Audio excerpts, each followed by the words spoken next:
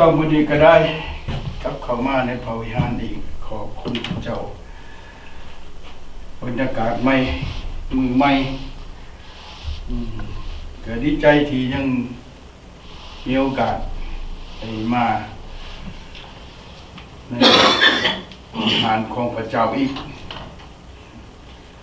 เห็นแผ่นดินของพระเจ้าอีกก็หลายสิ่งหลายอย่างพี่น้องก็ขอบคุณพระเจ้าในทุกสิ่งสารพัดที่เกิดขึ้นมาในโลกนี้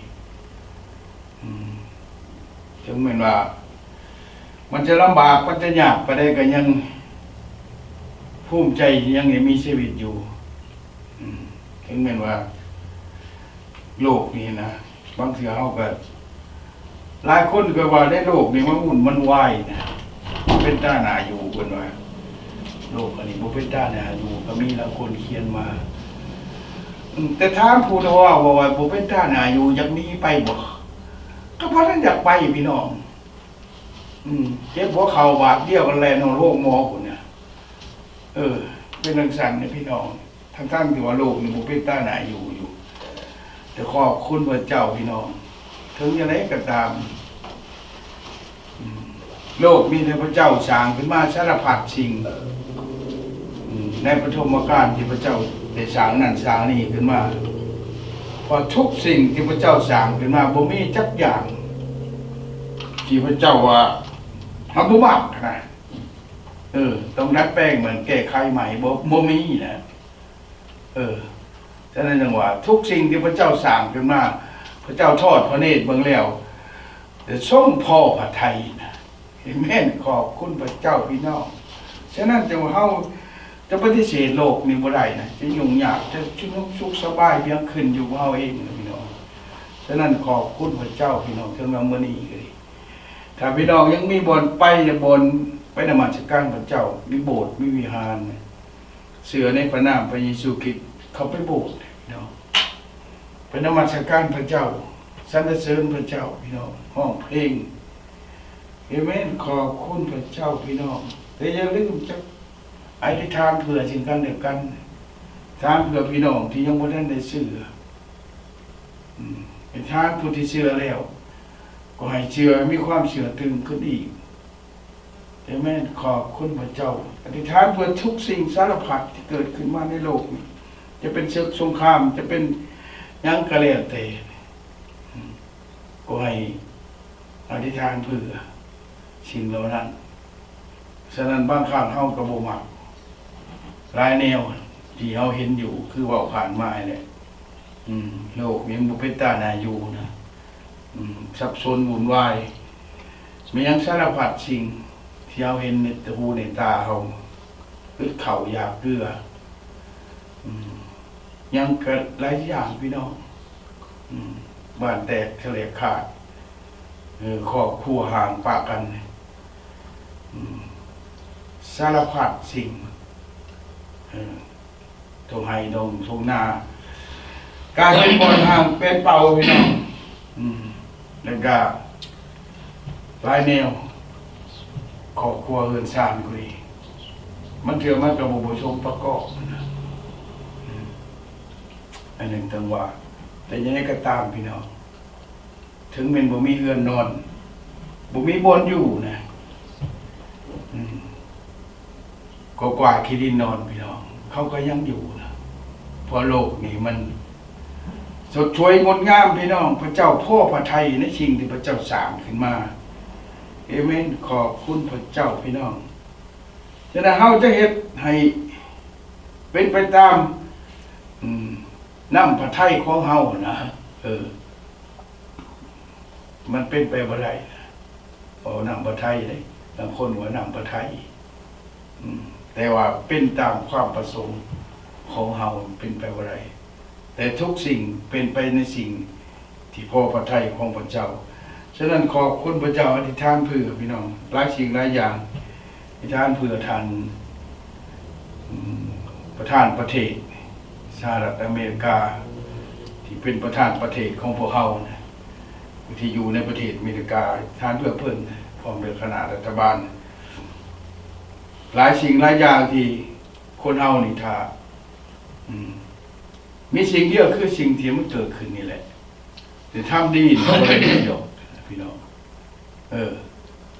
กระทำบ่ดีน่ะมันคนมักกระทำดีแล้วมีคนบ่มักได้เอเมนขอบคุณพระเจ้ายกอย่างคือการประกาศเรื่องของพระเจ้านี่แหละว่าความจริงนะเอาเรื่องจริงมาเว้ากัน มันบ่มักเอเมนขอบคุณพระเจ้าแต่หลายสิ่งหลายอย่างที่มันบ่สมประกอบคนก็มักนะเอเมนขอบคุณพระเจ้าพี่น้องอธิษฐานเพื่อเหตุการณ์ที่เกิดขึ้นในประเทศนี้โดยเฉพาะในการปฏิบัติการเหตุเวียกงานของประธานประเทศขอให้พระเจ้าคุ้มครองทุกสิ่งขอให้เป็นไปตามพระประสงค์ของพระเจ้าเอเมนขอบคุณฉะนั้นเฮาอยากให้มันเป็นตามจิตใจเฮามนุษย์โลกนี้เป็นไปบ่ได้พี่น้องแต่พระเจ้านะได้กระทำสิ่งเหล่านี้ขึ้นมาเอเมน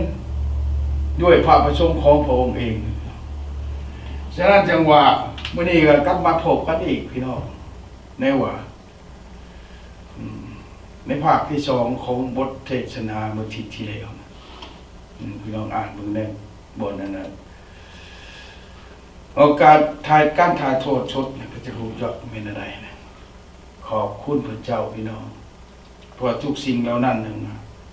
จากวันนั้นมาถึงวันนี้บ่แม่นเรื่องง่ายทุกสิ่งเฮาอยากเฮ็ดทุกสิ่งเฮาอยากทำนะแต่มันเป็นไปบ่ได้ตามความคิดความประสงค์ของเฮานะแม่นขอบคุณพระเจ้าบ่ว่าถึงเรื่องเงินเรื่องคำพี่น้องความรู้ความลับอยากขึ้นไปหาดวงจันทร์ดวงดาวข้างคานแค่เฮาบ่มีความรู้บ่มีเงินชื่อจะทำจะเรียนจะศึกษาไปบ่ได้แต่ว่าอย่าลืมพี่น้อง สิ่งที่พี่น้องจะขึ้นไปแผ่นดินสวรรค์ของพระเจ้านี่ง่ายที่สุดนะบ่มีหยังยากนะเชื่อพระเยซูอย่างเดียวเอเมนขอบคุณพระเจ้าพี่น้องฉะนั้นจึงว่า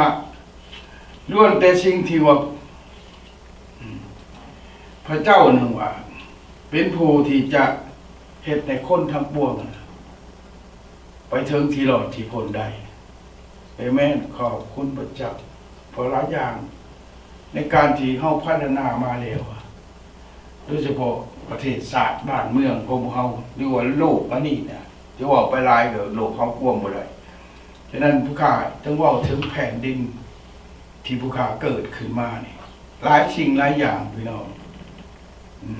ที่เฮ็ดมานะที่กระทำมานะมันเป็นไงว่าชุดยอดเลย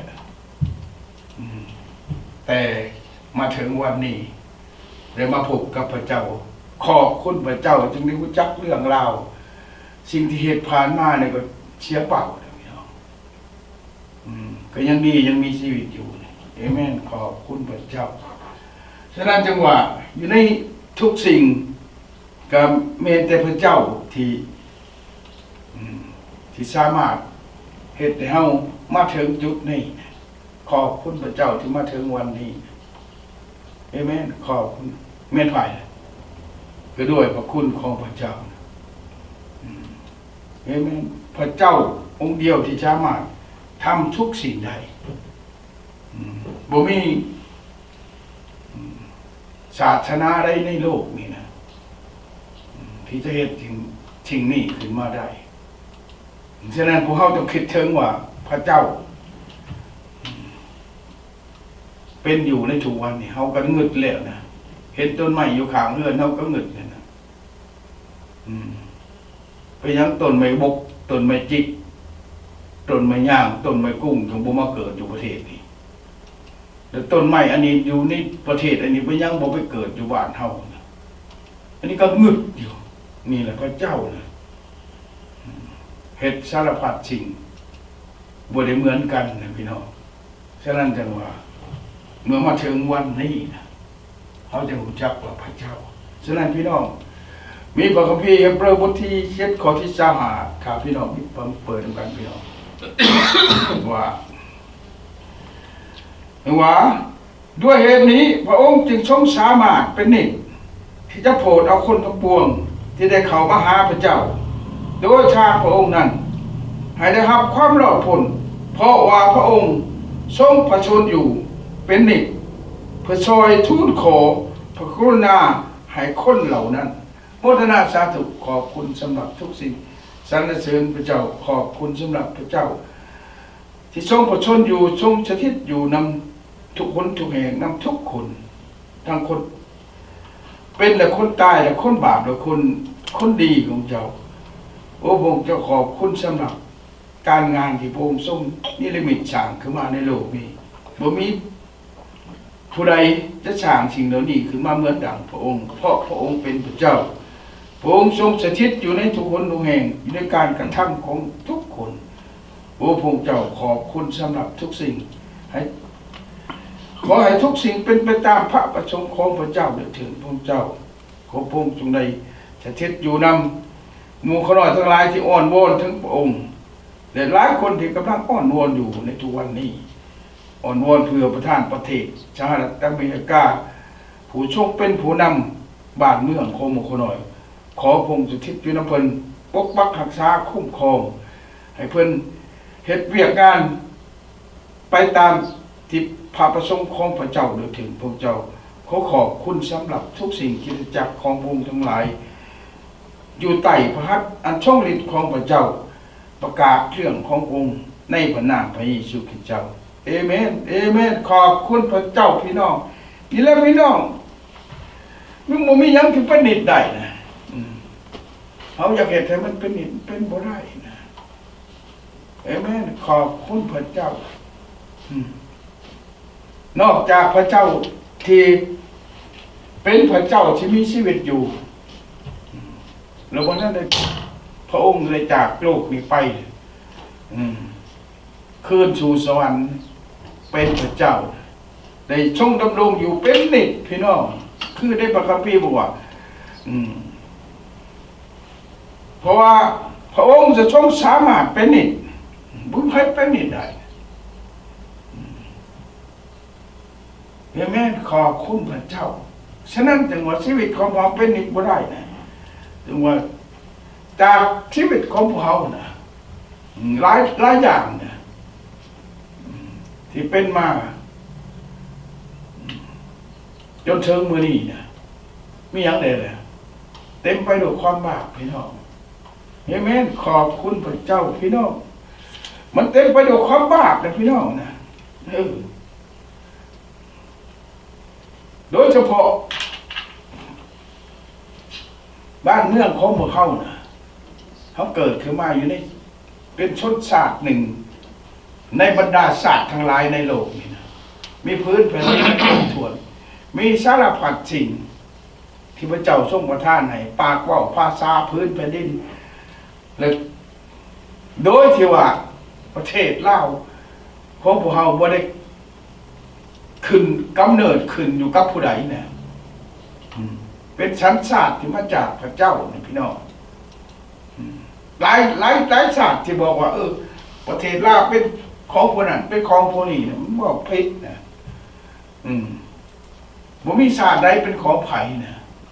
เอเมนขอบคุณพระเจ้าชาติลาวครบถ้วนมีหิตของประเพณีมีวัฒนธรรมมีโต๊ะหนังสืออ่านมีพื้นแผ่นดินมีบ่อนอยู่วัฒนธรรมอันครบถ้วนของชนชาติลาวพี่น้องเอเมนปัญหาว่าเป็นอย่างถึงว่าศาสตร์ลาวเขาจะเป็นแบบนี้ก็เพราะว่าเขาไม่ได้เชื่อพระเจ้าบูชาพระเจ้าขอบคุณพระเจ้าสำหรับปี2575นะที่พระเจ้าทรงบันดาลให้ชาติของพวกเขาแตกทะลุปูพายหนีเขาไปในแผ่นดินอื่นได้มารู้จักกับพระเจ้าได้มาเห็นแผ่นดินที่พระเจ้าทรงประทานทรงอวยพรในพระเจ้าหังมีเป็นดีมีอยู่มีกินมีสารพัดสิ่งพี่น้องดังที่เขาบ่เคยมีนะเอเมนขอบคุณพระเจ้าเป็นเรื่องชั้นพี่น้องฉะนั้นก่อนมาถึงวันนี้เนี่ย เขาก็เห็นทุกอย่างหาเท็จสารพัดสิ่งรอดตายพี่น้องจากความตายนั่นนะดังนั้นจังหวะข้าที่มาจากทงสังหารถึงห้องผู้กระลูหล่นจนเลือดจะโตหล่นจ้อนคือมาถึงบ้านนี้นะเป็นสั่งฉะนั้นประเทศลาวเขาคนลาวเขาเป็นชนชาติที่ใหญ่นะมีตัวหนังสือป่าภาษาตัวเองบ่ได้ยืมภาษาชาติอื่นหลายคนในประเทศเท่าคือกัน มีภาษาแต่บ่มีตัวหนังสือเลยแล้วหลายประเทศทีนี้ข้างเคียงประเทศเท่าบ่มีตัวหนังสือแต่ลาวเขามีตัวหนังสือพี่น้องเห็นไหมพี่น้องแต่นั้นพี่น้องภูมิใจเจอคนลาวที่มาอยู่ต่างประเทศนี่บางคนอ่านหนังสือตัวเองบ่ได้พี่น้องเห็นไหมขอบคุณพระเจ้าฟันแล้วขึ้นเป็นคนลาวแต่บ่อ่านหนังสือตัวลาวบ่เป็นนะพี่น้องหันไปใส่ตัวหนังสืออื่นดังนั้นจังหวะให้ภูมิใจในคำเป็นคนลาวที่พระเจ้าได้ทรงสร้างพวกเขาขึ้นมาให้มีพื้นแผ่นดินมีภาษามีวัฒนธรรมมีของอันจบงามแต่ผู้เฒ่าแก่โบราณได้สร้างพวกเขาขึ้นมาจนใหญ่มาถึงแม้ว่าบ่ได้อยู่ในขอบที่รู้จักพระเจ้านะแต่ใหญ่มาด้วยสารพัดสิ่งนะแต่เขาก็มาถึงวันนี้นะยังเหลือตายมาพี่น้องแม่ขอบคุณพระเจ้าอันนี้เลยพี่น้องเพราะว่าเป็นต้นเหตุที่เห็นในเขามายืนอยู่ในโบสถ์นี้นะก็เพราะว่าพระเจ้าได้ทรงได้กำหนดให้พวกเขานะเป็นชนชาติหนึ่งที่พระเจ้าทรงได้สร้างขึ้นมาบนโลกแผ่นนี้นะเอเมนขอบคุณพระเจ้าหลายเถื่อหลายคนเขาก็บอกว่าประเทศลาวเป็นของคนนั้นประเทศลาวเป็นของคนนี้ว่าพิษนะพี่น้องพวกนั้นมันบ่รู้จักพระเจ้านะพี่น้องถ้าเขารู้จักพระเจ้าเขาจะรู้จักเขาบ่เว้านะฉะนั้นประเทศลาวเป็นของคนลาวนะ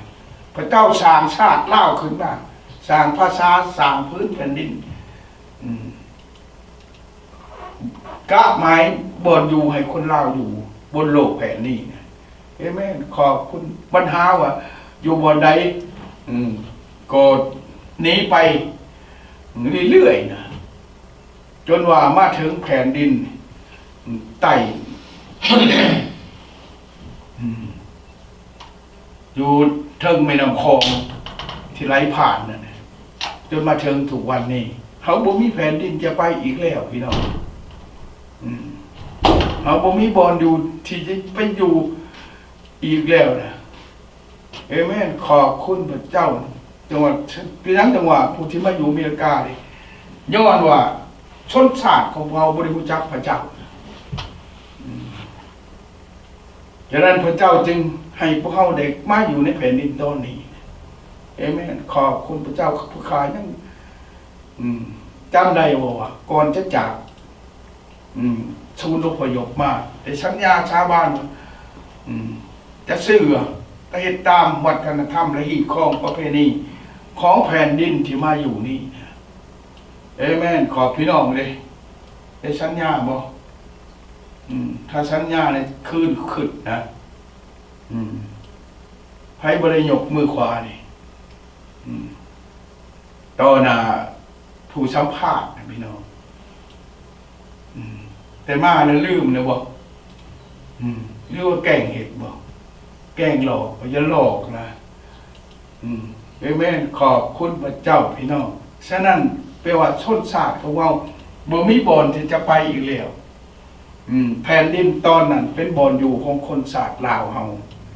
เอเมนขอบคุณพระเจ้าพี่น้องสิ่งที่มาอยู่ในทุกวันนี้เองพอพระเจ้ามีกำหนดอยากให้ชนชาติของเรามาได้รู้จักกับพระเจ้ามาเชื่อพระเจ้าเขาเมื่อประกาศกับบ่เชื่อดิวันนี้พระเจ้าเอามา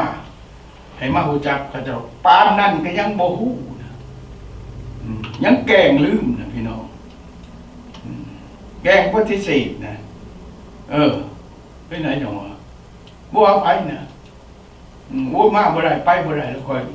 เชื่อมาตีพอพุ่น พ่อแม่พาเสือนั่นน่ะอยู่แนวนั้นเขาอยู่แนวนั้นแล้วมันจังหวะบัดไปเป็นแนวนี้นะเขาได้อยู่แนวนั้นมานั่นเขาจึงเป็นแนวนี้ถ้าเขาไปอยู่แนวนั้นนะความลำบากก็บ่มาถึงพวกเขานะเอเมนขอบคุณพระเจ้าสิ่งที่มันเกิดคือมันร้ายแนวพี่น้องตะกี้นะขอบคุณพระเจ้าพี่น้องไปเลยใหญ่ขึ้นมาเกิดขึ้นมา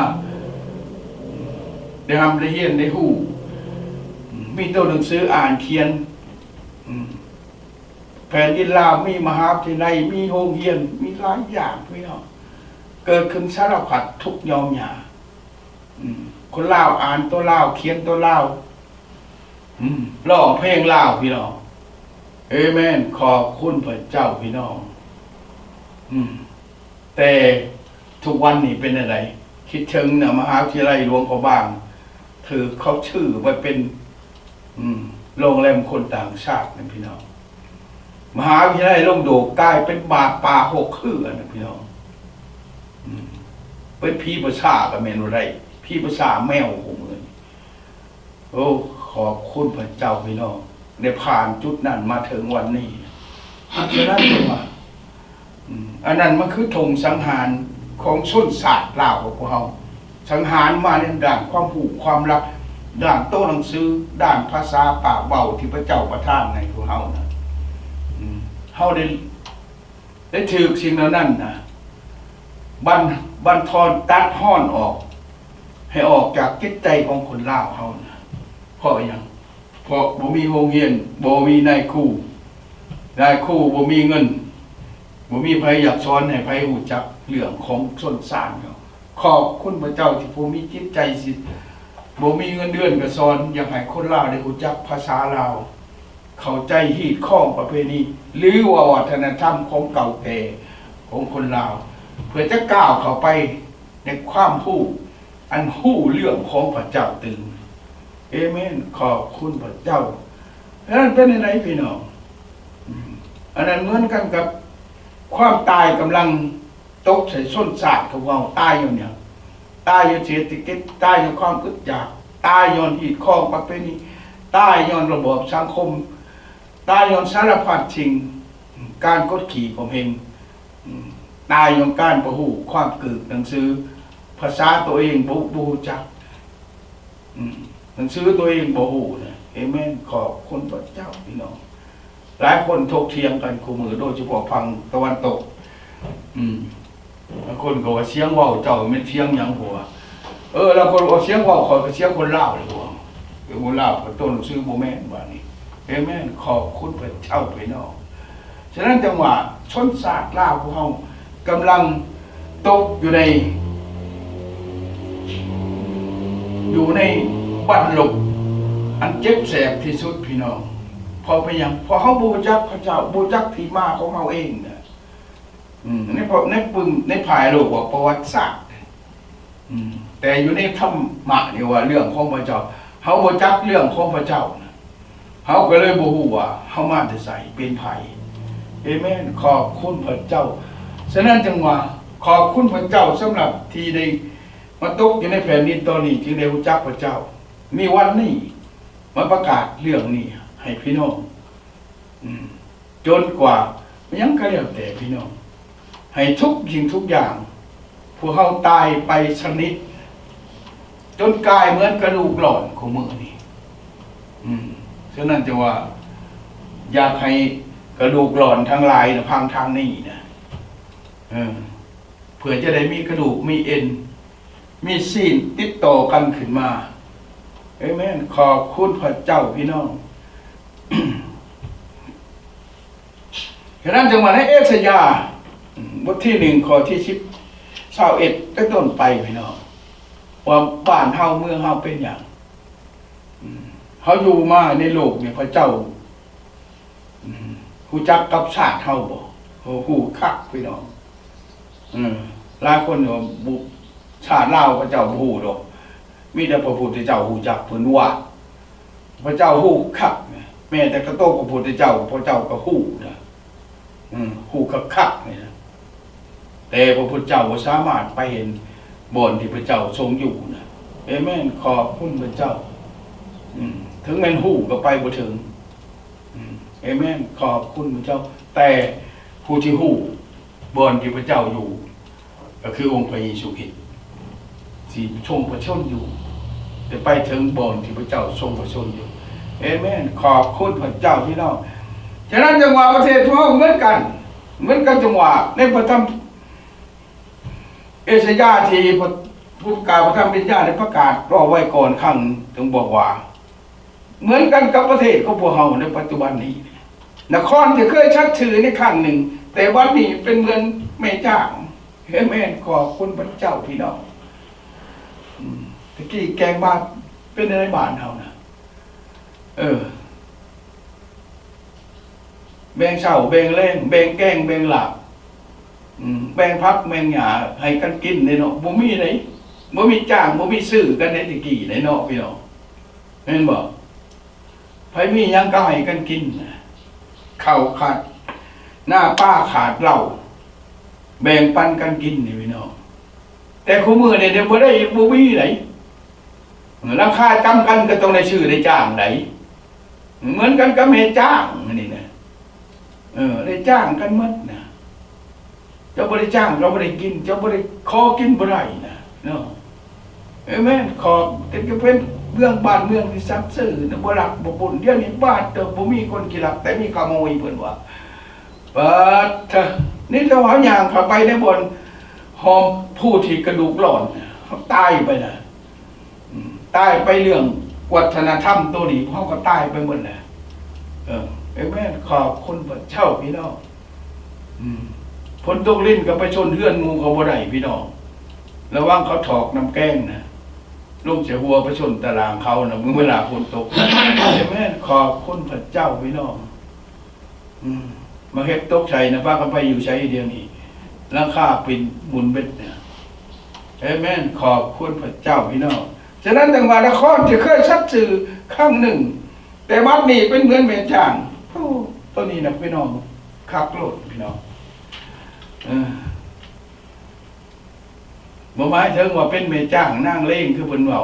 นี่ไม่จ้างอันนี้ว่าจ้างอะไรก็จ้างอะไรก็ชื่ออะไรก็ขายขอกินบ่ได้เลยมีราคาหมดตะกี้แม่งตะกะแตนแม่งจุกจีแม่งขับแม่งยังขนุนอยู่น้ำปลาใบปลาตอกเอามาในครัวปั้นกันกินพี่น้องได้มาข้าวแต่ปากกับไปครัวปั้นกันกินเนี่ยแต่เขามือเนี่ยข้าวแต่ปากไปครัวเนี่ยขายพี่น้องในจ้างในซื้อจะได้กินนะพี่น้องเป็นอะไรมันเข้าไปในเขาเหมือนสนศาสตร์กับเราแผ่นดินกับเราวัฒนธรรมกับเราตกเข้าไปในบทอย่างเข้าไปในธงสังหารในเดียวนี้เอเมนขอบคุณพระเจ้าพี่น้องครั้งหนึ่งมีคนชอบทำมาใช้อยู่แต่บัดนี้มีพวกอาชญากรมาใช้อยู่พี่น้องโอ้โหมือนี่คนสอบทำคนมีจิตทำคนนั่นมาใช้อยู่เด็กกี้นะหักแพงซึ่งกันและกันโอ้สวยเรือซึ่งกันและกันเป็นในฉันแต่เดี๋ยวนี้ในเป็นอะไรสมปีพี่น้องมันเกิดขึ้นเป็นอย่างเพราะว่าบ่มีนี่การศึกษาการเรียนรู้ถึงความหักคือพระเจ้านี่บอกว่าในพระคัมภีร์เนี่ยว่าเสือพระเยซูคริสต์เสือเนี่ยมีความหักกันบ่เป็นสันขอพระเจ้าเป็นความหักใน1 ยอห์นบทที่ 4 ข้อที่ 7 ที่ 8 ที่ 9นะพระเจ้าเป็นความหักพี่น้องเป็นสันแต่พวกเฮาลืมตัวนี้นะแต่เมื่อก่อนพวกเฮายังจำกันได้ว่าเฮาหักแพร่งกันทุกชนชาติทุกยอมหยาภูเขาทุกเคลื่อนทุกซานเคลื่อนใหญ่หักเคลื่อนหน่อยเคลื่อนหน่อยหักเคลื่อนใหญ่ไผมีบ่ใดให้สู่แบ่งสู่กันกินมีความหักถึงกันแต่สิ่งเหล่านั้นถูกทำลายตัดขาดลงไปหมดย้อนเนี่ยย้อนเศรษฐกิจบางเบียดย้อนอำนาจบาดใหญ่ย้อนลัทธิหยัง ที่บ่รู้จักกับพระเจ้าได้ทำลายสิ่งเหล่านั้นหมดพี่น้องถึงว่าเฮ็ดให้ความชอบธรรมคนที่อาศัยอยู่ในสมัยก่อนหมดนะฉะนั้นจังว่าเดี๋ยวนี้ได้มันบ่มีแล้วเดี๋ยวนี้ปู่สังกษายาสังกสีนั้นตายเบิดแล้วพี่น้องเดี๋ยวนี้คนเฒ่าอายุ50พี่น้อง55ป้อนผู้เฒ่าประจำบ้านพี่น้องเอเมนขอบคุณพระเจ้าพี่น้องบ่มีแล้วคน7-80 100 ปีคือแต่ก่อนน่ะบ่มีนะพี่น้อง55เพิ่นโอ้ผู้เฒ่าประจำบ้านเพิ่นผู้หญิง40ปลายขึ้นไปแล้วก็เฒ่าแล้วไม่ตู้แล้วพี่น้องลูกชายผู้ขาก็ยังใหญ่กว่าไม่ตู้พวกเจ้าเด้อ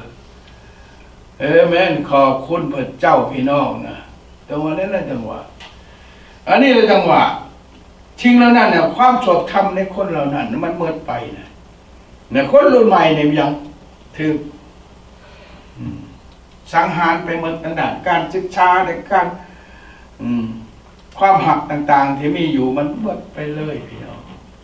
มีแต่ความอิจฉาบังเบียดความเครียดความสั่งเกิดขึ้นมานะไปไหนฉะนั้นขอบคุณพระเจ้าสมบัติยังมีแผ่นดินลาวยังมีผู้ที่เชื่อพระเจ้าพี่น้องยังได้รู้จักกับพระเจ้าที่ผู้ที่จงมีความหักเนี่ยได้แม่นขอบคุณพระเจ้าพี่น้องอย่าคิดว่าพี่น้องบ่ได้เกิดมาจากพระเจ้าเด้อทุกคนเกิดมาจากพระเจ้าแต่บ่ได้พังความพระเจ้านะเชื่อผีเชื่อมารเชื่อสารพัดจริงเชื่อ108พี่น้องอันนั้นก็จะสวยอันนี้ก็จะสวยเอเมนขอบคุณพระเจ้าพี่น้องอันนั้นเลยจังหวะอันนี้คือสิ่งว่าเขาถือเหตุสิ่งเหล่านี้ประหารเอาสิ่งเหล่านี้ให้มันหมดจากส้นศาสตร์ของพวกเราพี่น้องข้างหนึ่งเป็นเหมือนเงินแต่บัดนี้ผมมีคุณค่าเลยโอ้ยพี่น้องเหมือนกันครับในประเทศในสมัย1,000 ปี2-4,000 ปีขึ้นหลังผลนี่พระเจ้าว่าเชิงกรุงเยรูซาเล็มพี่น้องเป็นบอนหักบอนหอมบอนมีเงินมีคำเนี่ยแต่ว่ามาในเมื่อเวลาถือหลายชนศาสตร์หยาดแยงเข้าไปก็กรุงเยรูซาเล็มก็แตกนะพี่น้องฉะนั้นจึงว่าความหักที่มาจากพระเจ้าก็ได้ล่มสลายไปในชั่วระยะหนึ่งฉะนั้นเหมือนกับชนศาสตร์พวกเขานี่แหละจังว่าข้างหนึ่งเป็นเหมือนเงินแต่บัดนี่บ่มีคุณค่าเลยนะเป็นอะไรพี่น้องหักแพงกันเด็กดีเนี่ยอยู่ไซก็หักแพงกันเหมือนกันกับพี่กับน้องกับอ้ายกับน้องเกิดรวมกันเห็นหน้ากันก็หักแพงกันดีใจนะแต่คู่มือนี่ดิทำคุณค่าแล้วนั้นเมื่อไปนะตายจากชนศาสตร์กับพวกเรารังเกียจเกลียดชังเว้นหน้ากันเว้นบนเกิดกันซ้ำนะเห็นกันในเฟซบุ๊กกับด่ากันก็ตึกอยู่พี่น้อง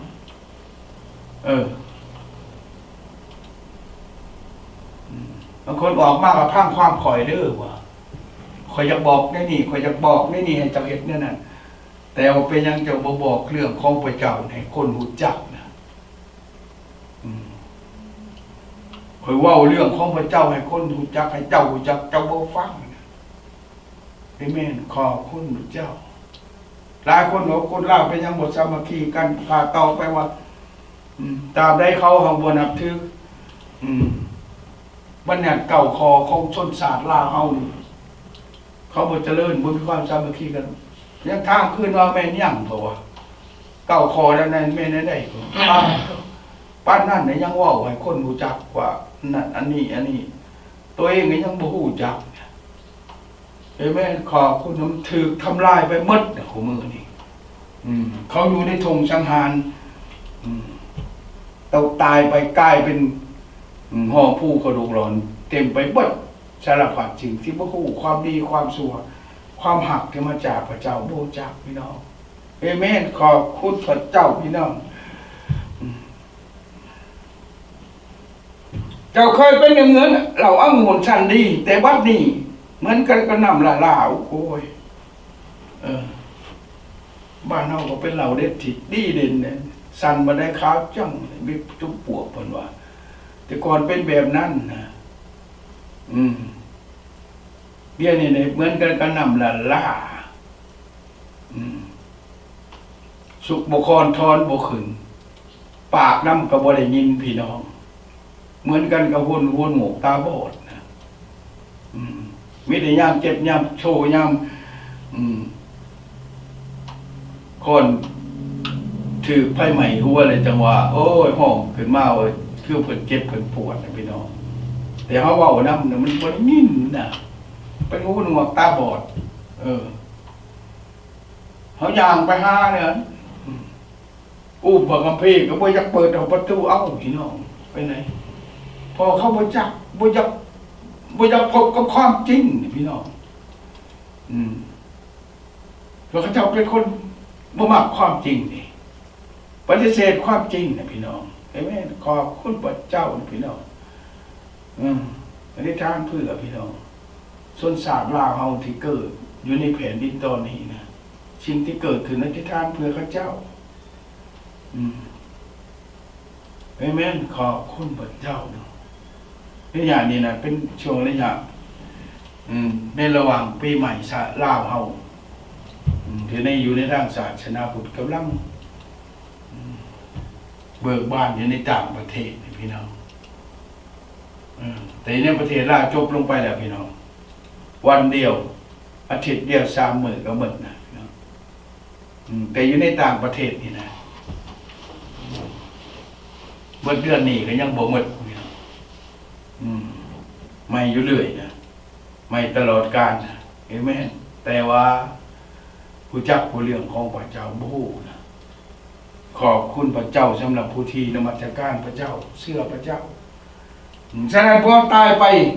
ดงไปนับมือนะเขาเคยเป็นคือเราเด็ดเรากันเดี๋ยวนี้เป็นหนำละตายไปแล้วเลยเหมือนละมาเขาตายไปแล้วนะความเผ็ดความมันความเข้มแข็งความสามัคคียังต่างตายไปหมดเลยนะบุเรือยังนะเอเมนเหมือนกันกับที่นี่แหละเจ้าเคยเป็นเหมือนเราองุ่นชันดีแต่บัดนี้เป็นน้ำละล่าเป็นในพี่น้องเป็นเราเด็ดกินได้กับเบ็ดกับเผ็ดกับเมาพี่น้องเดี๋ยวนี้กินกับกินคือน้ำละล่าพี่น้องชนชาติของพวกเรานะเหมือนกันกับน้ำละล่าเอเมนขอบคุณพี่น้องผักให้สิ่งเหล่านี้ไปถึงชนชาติลาวของพวกเรานะให้มันเผ็ดมันขึ้นมาอีกนะเอเมนขอบคุณให้รู้จักกับพระเจ้าเอเมนขอบคุณพระเจ้าพี่น้องพวกเจ้านายของเจ้าก็เป็นกบฏเอาอีกแล้วบ้านนี้เขาบอกถึงในประเทศของพวกเรานะเจ้านายในพื้นแผ่นดินลาวเขาคือกันนะชนชาติลาวกับพวกเขาก็คือกันพี่ในแผ่นดินแต่ก่อนนะมันเหมือนกันนั่นน่ะเราสั้นดีแต่บัดนี้เป็นน้ำละลาทีนี้ไม่ได้ไม่เอาคือว่าอะไรเห็นหน้ากันก็มีแต่ว่าขาจ้างรางวัลเป็นซะแต่ว่าเรื่องที่ให้เจ้าให้บ่ให้นะแต่เอาน้ำเจ้าเอาเท่าไรก็บ่พอพี่น้องแม่ขอบคุณแต่ว่าแต่วันนี้มันเป็นสั้นนะอาศัยบ่ได้พี่น้องอาศัยกันบ่ได้นะพี่น้องเป็นอย่างเพราะบ่มีความหักนะพี่น้องบ่ว่ายังก็แล้วแต่มันเป็นคือมาแต่เท่าเอิ้นว่ามันเป็นมาแต่ถึงเพื่อนหัวมันจะลบเพิ่นว่าเอเมนขอบคุณพระเจ้าพี่น้องนี่แล้วจังว่าในพระกรที่เจ้าจามว่าพวกเจ้าได้ของเจ้าก็เป็นกบฏเอเมนขอบคุณพระเจ้าเลยเป็นมิตรกับคนขี้รักหับชิ้นบนและชิ้นจ้างของรางวัลเขาก็เคยช่วยเหลือลูกกับป้าอนาจารชูคดีในศาลเลี้ยวกับพังคำเหตุการณ์ใดๆของใหม่ๆเลยเอเมนขอบคุณพระเจ้านี่แล้วพี่น้องเบิ้งด้วยนี่ เมียก็แล้วแต่ขอบคุณพระเจ้าดีใจที่มาอยู่ในแผ่นดินตอนนี้นะแต่สิ่งเหล่านี้ที่ว่ามานี่นะเขาอยู่ใต้การปกครองคุ้มครองของกฎหมายเมืองแย่งคนยากคนจนโอ้เท่ามา68 ปี67กี่65ก็ได้เบี้ยเลี้ยงนั่งอยู่เอื้อนก็ได้เงินเอเมนขอบคุณพระเจ้าพี่น้องอันนี้จังว่าบ้านเฮาเลยส้นสารลาวพวกเฮาเลยเป็นย้อนเนี่ยเจ้านายก็เป็นกบฏบ่หักแพงไผผ่าเป็นส่วนกบฏจังได๋แต่อยู่ดีกินดีก็บ่เห็นใจแล้วคนยากจนน่ะแต่หลายคนคือกันนะพี่น้องทุกอย่างลำบาก YouTube ชายมากของมือด่ากันเพิ่นขี้ข้านเหมือนกันขี้ข้านจังซี่ผู้บ่อยากเฮ็ดก็มีนะพี่น้องแต่มีอยู่แต่อยากเฮ็ดแต่มันบ่มีแนวเฮ็ดหลายนะเพิ่นว่าขี้ข้านมันจำเป็นต้องอยู่ไปจังซั่นจะทุกคนกบฏซึ่งกันและกันนะพี่น้องเพราะอย่างบ่มีพระเจ้าบ่มีความฮักนะขาดความฮักนะทุกสิ่งเกิดขึ้นมาเพราะว่าความฮักบ่มีนะปานนั้นจะบอกฮักชาติฮักจังเนี่ยอย่าลืมนะพี่น้องว่าความว่าฮักชาติคำว่าชาติน่ะคือคนนั่นแหละคำว่าฮักชาติฮักเพียงเลยฮักคนซึ่งกันและกันฮักแผ่นดินฮักวัฒนธรรมของชาติลาวเฮาเอเมนขอบคุณพระเจ้าดังนั้นพวกเฮากลายเป็นกบฏเจ้านายกับกบฏต่อไปฝ่าประชากรทุกคนกบฏถึงกันและกันเอเมนขอบคุณพระเจ้าปฏิเสธความทุกข์ยากลำบากของคนอื่นส่งเสริมความหักมีของตัวเองใครจะเป็นยังก็แล้วแต่บุกเกี่ยวคอยสบายพอเองพอขอบคุณพระเจ้าเขาบ่เคยช่วยเหลือลูกกำพร้าอนาถาเห็นไหมคนยากคนจนเขาบ่เคยนะบ่เคยช่วยนะเจ้าได้นะผู้อำนาจการปกครองตาแซงพอหวานยังก็แล้วแต่เจ้าเมืองกันบ่เคยเอิ้นคนเฮือนฮักราคาขาดราคาเพนบ่เคยเห็นนะว่าเถอะมีพี่น้องบอกมาว่าโอ้ยเชิญเพิ่นมาบ้านก็ได้ขาหมูขาไก่เพิ่นกินว่าว่าเถอะพี่น้องเป็นอย่างนั้นอันนี้จังหวะอันนี้เลยทางบ้านประเทศสุนศาสตร์พวกเขาตกอยู่ในเขาโบจักพระเจ้านะบ่มีพระเจ้านะ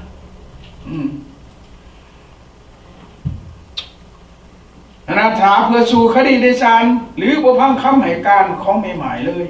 เด็กกำพร้าแม่หมายนี่สมปิเพิ่นว่าบ่สนนะผู้ทุกข์มันทุกข์ต่อไปคนมีแล้วบ่ได้เข้าคุกคนทุกข์เลย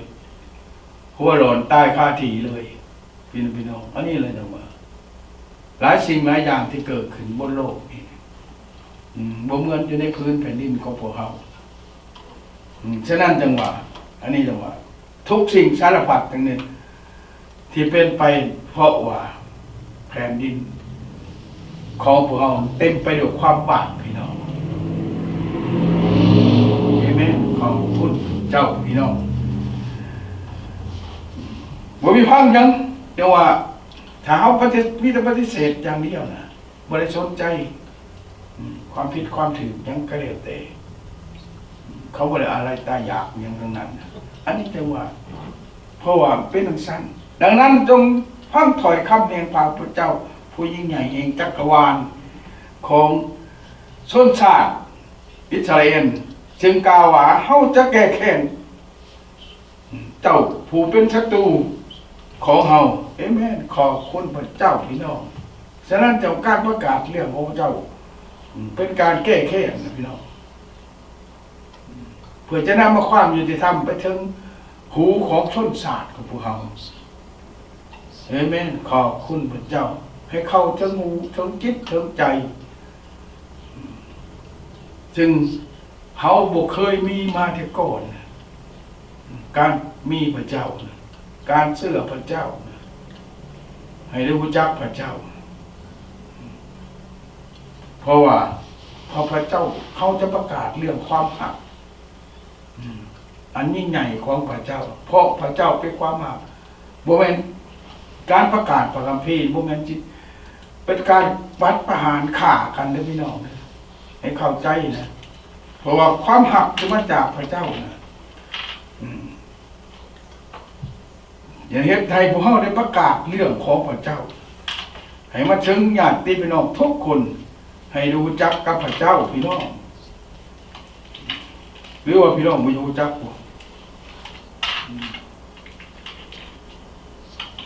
ฉะนั้นจังหวะการที่ประกาศเรื่องของพระเยซูคริสต์หรือพี่น้องทั้งธรรมเทศนาทั้งผู้ประกาศประทับทั้งหลายที่กำลังประกาศอยู่ทุกวันนี้นะพี่น้องเข้าใจในว่าเป็นยังจะประกาศเพราะว่าพระเจ้าเนี่ยเป็นความหักเลยเขาจะประกาศเรื่องของพระเจ้านำเอาความหักที่มาจากพระเจ้าอยากให้ทุกสิ่งที่ว่ามาในเมื่อผ่านมาเนี่ยว่าให้มันกลับคืนมาให้ชนชาติลาวเขาได้กลับคืนมาสู่ความหักอันดั้งเดิมอันวัฒนธรรมอันแท้จริงของคนลาวเขาคือความหักได้ฉีดตอนหน้าได้ป้าตอนไหนวิแบ่งปันกันกินหักแพงซึ่งกันและกันพี่น้องบ่ให้มีขาดจากรางวัลพออย่างนี้พระธรรมวิทยาบอก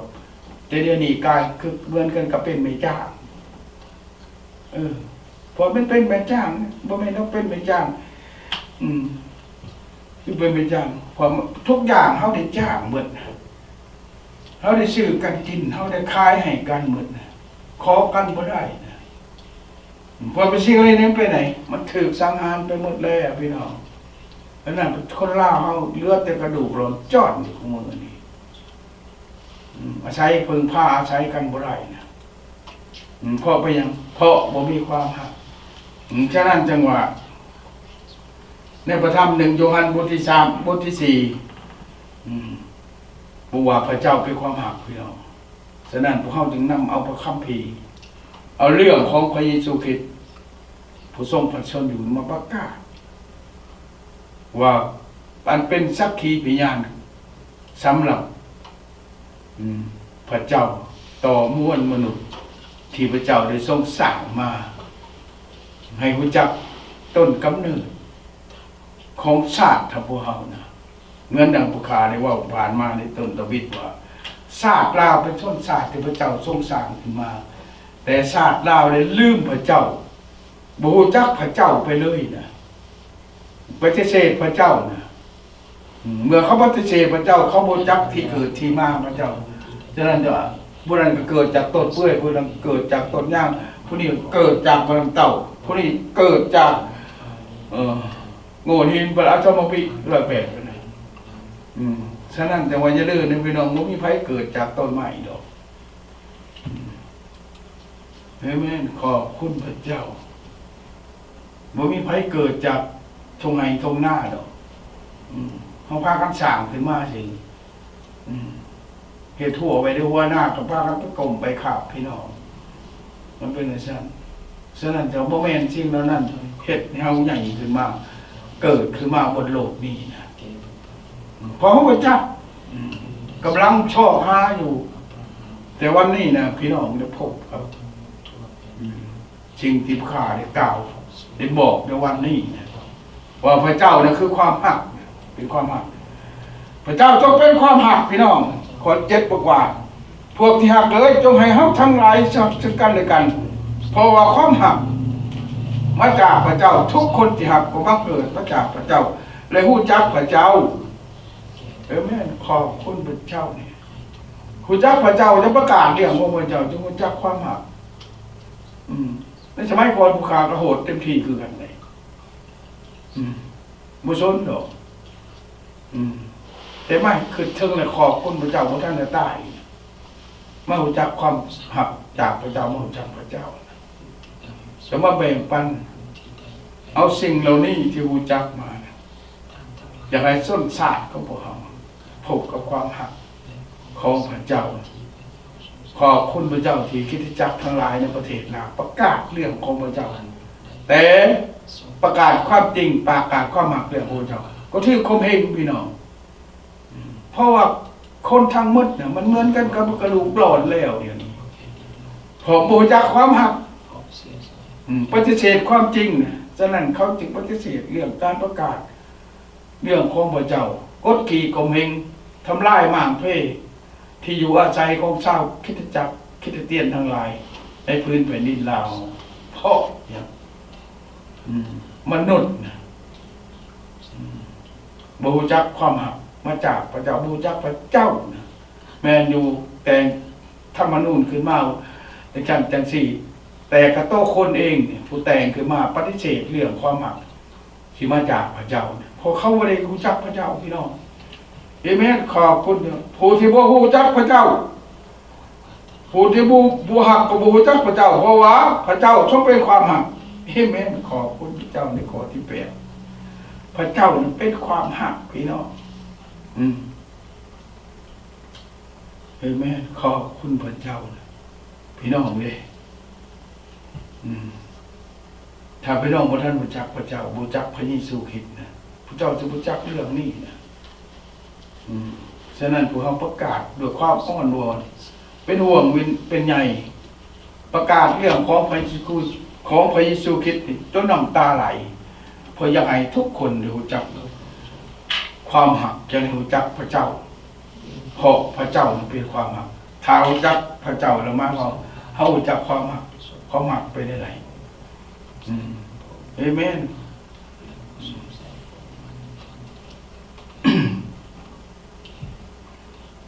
พอพระเจ้ามันได้ปรากฏแจ้งขึ้นมาทั้งหมดในโลกนี่พี่น้องพระเจ้าสร้างชาติพันธุ์สิ่งขึ้นมาคือภูเขาเอา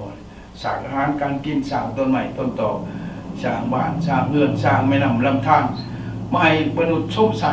ได้อยู่ในกินเพราะความหักมันปรากฏแจ้งขึ้นมา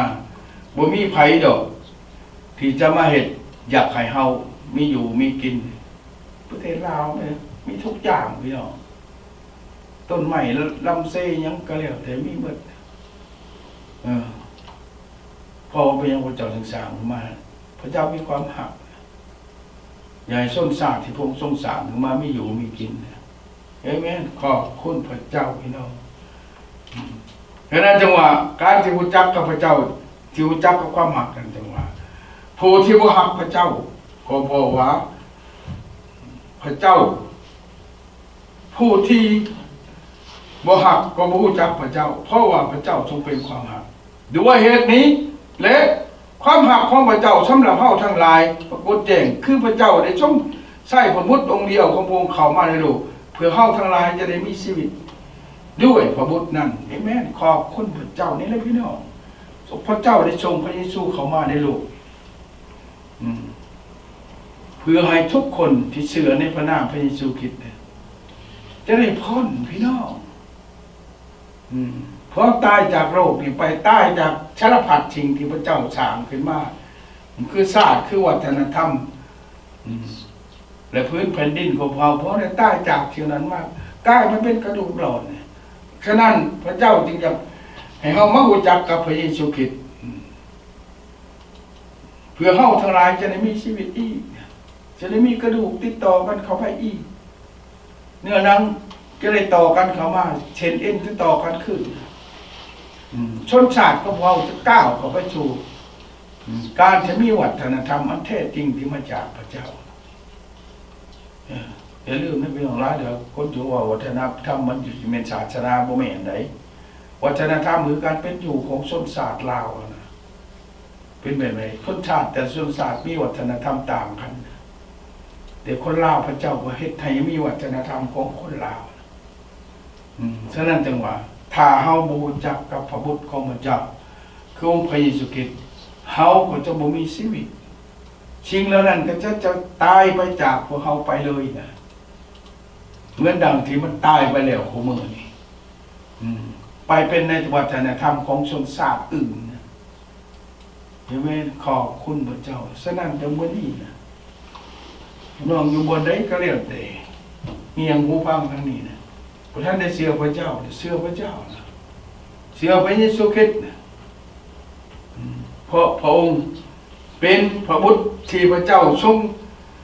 ด้วยว่าความหักของพระเจ้าสำหรับเฮาทั้งหลายปรากฏแจ้งคือพระเจ้าได้ทรงใช้พระบุตรองค์เดียวของพระองค์เข้ามาในโลกเพื่อเฮาทั้งหลาย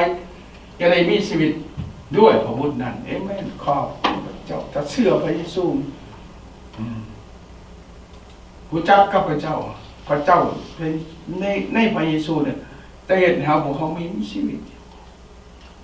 กระดูกหลอนก็พวกเขาจะได้มีเสือมีชิ้นมีหนังมีเอ็นขึ้นมามันจะเน่งติ้งได้พี่น้องตราบใดเฮาบ่จักกับพระเยซูคริสต์บ่จักกับพระเจ้าเฮาจะต้องตายไปแบบสนิทไปเลยพี่น้องฉะนั้นจังมื้อนี้เป็นโอกาสพี่น้องที่พระเจ้าได้เอิ้นผู้ประกาศพระธรรมได้เอิ้นท่านนะให้มาหาพระเยซูคริสต์มาเชื่อพระเยซูคริสต์เพื่อเฮาทั้งหลายจะได้มีชีวิตได้พ้นได้พบกับความหักมีความสุขในพระเจ้าคือในองค์พระเยซูคริสต์โมทนาสาธุขอบคุณสำหรับทุกสิ่งสรรเสริญพระเจ้าขอบคุณสำหรับพระเจ้าทรงมีความหักพระเจ้าเป็นพระเจ้าที่ยิ่งใหญ่พระเจ้าเป็นผู้สร้างสารพัดสิ่งขึ้นมาในโลกนี้บ่มีจักสิ่งที่พระเจ้าบ่ได้สร้างแต่พระเจ้าได้ทำทุกสิ่งเพื่อทุกคนเพื่อมนุษย์ทุกคนจะพบกับความพ้นได้ประทานพระบุตรองค์เดียวของพระองค์เข้ามาในโลกนี้เป็นผู้ไถ่ผู้ที่เชื่อจะได้พ้นผู้ที่บ่เชื่อจะได้เจ็บหายขอบคุณสำหรับทุกสิ่งสรรเสริญผ่านนามพระองค์ในพระนามพระเยซูคริสต์เจ้าเอเมน